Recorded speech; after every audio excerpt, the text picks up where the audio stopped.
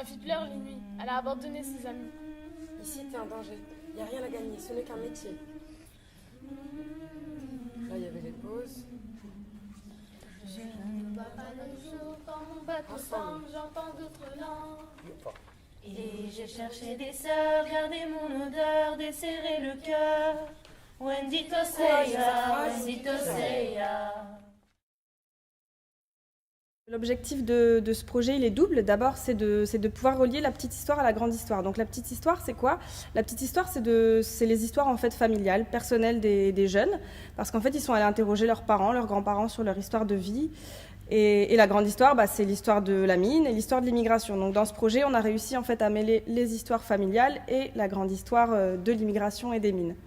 Le deuxième objectif du projet, c'est de faire en sorte qu'on ait un autre regard sur cette histoire, que du coup un autre public puisse raconter cette histoire qui est souvent pas racontée, et que du coup ça montre aussi que cette histoire elle est plurielle.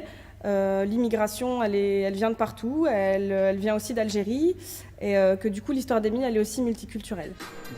Sur le mémorial, j'ai pas vu Rachid et Kamel.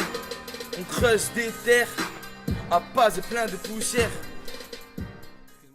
C'est un projet qui part des jeunes, c'est-à-dire que c'est eux qui font la recherche, c'est eux qui ont écrit les questions, ils sont allés s'entretenir avec leurs parents, leurs grands-parents, les vieux du quartier, etc. pour connaître cette histoire. Ils ont cherché dans les bouquins, ils ont regardé des films, ils ont écrit les textes, ils ont choisi des façons de danser, et puis on est parti de leur façon de bouger, de parler, etc.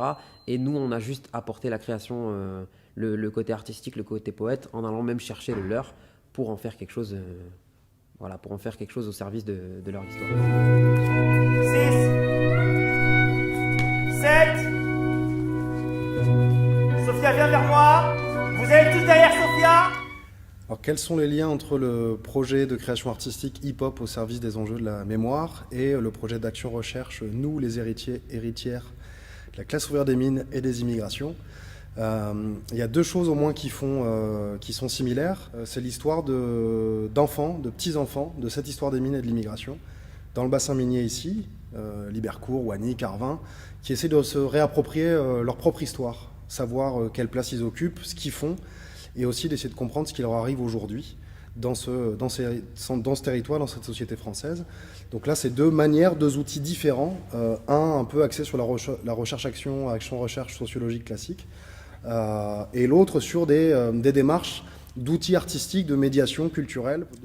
Alors d'abord, pour ce projet, on a fait un gros travail de recherche. Donc c'est de la recherche documentaire pour savoir un peu, connaître un peu l'histoire.